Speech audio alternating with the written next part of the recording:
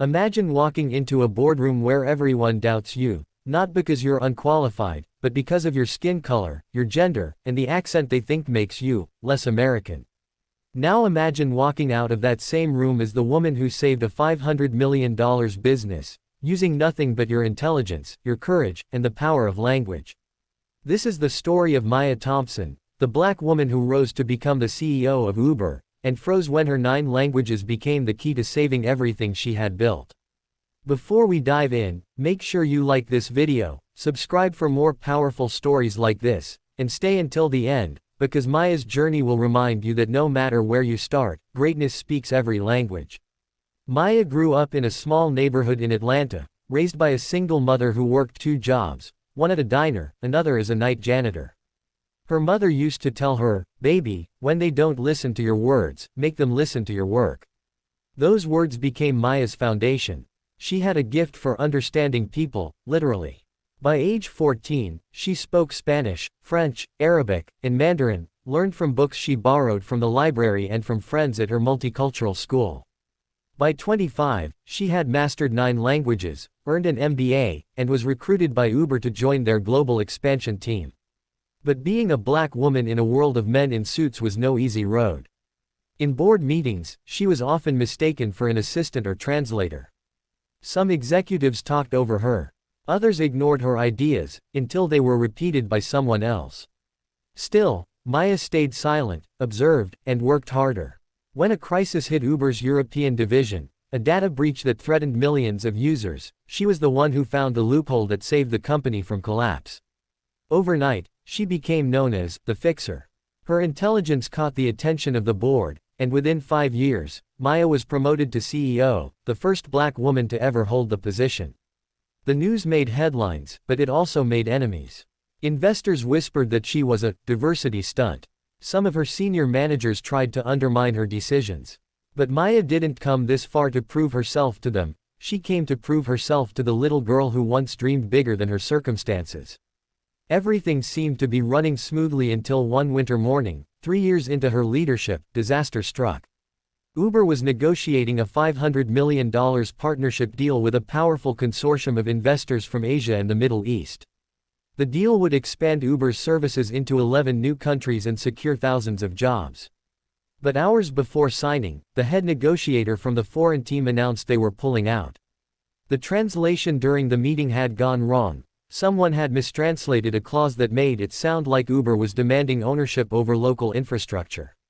Maya's heart dropped. The room filled with panic. Lawyers scrambled, executives shouted, and the translators apologized. But the investors were furious, ready to walk away. The deal was dead, until Maya stood up. She walked toward the group, her calm but firm voice breaking the tension. Then, to everyone's shock, she began speaking, not in English but in flawless Mandarin. The investors froze. Cameras stopped rolling. Even her own team stared in disbelief. Maya apologized directly, explaining the misunderstanding in their native language, clarifying the contract with technical precision. Then, switching seamlessly, she turned to another group and spoke in Arabic, addressing their concerns with respect and nuance that no translation could capture. In 15 minutes, she spoke to every representative, in their own tongue. The energy in the room shifted. The tension melted into trust. The investors nodded, smiled, and one by one, extended their hands again. The deal was not only saved, but expanded. Uber gained an additional market, and the investors pledged long-term collaboration.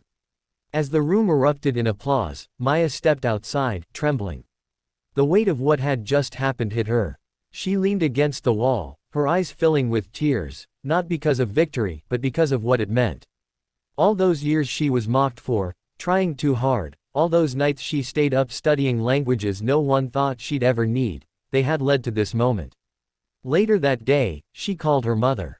"Mama," she whispered, voice breaking, "your baby just saved $500 million. Her mother chuckled softly on the other end, "No, baby, you just saved your dream." The story went viral worldwide. People didn't just celebrate the business deal, they celebrated Maya's humility, her brilliance, and her resilience. Schools invited her to speak. Young girls, especially black and brown girls, wrote her letters saying they finally saw themselves in her.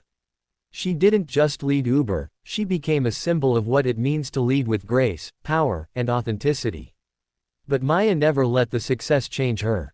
She still visited her old neighborhood, still donated to her high school, and still told young people, knowledge is your passport.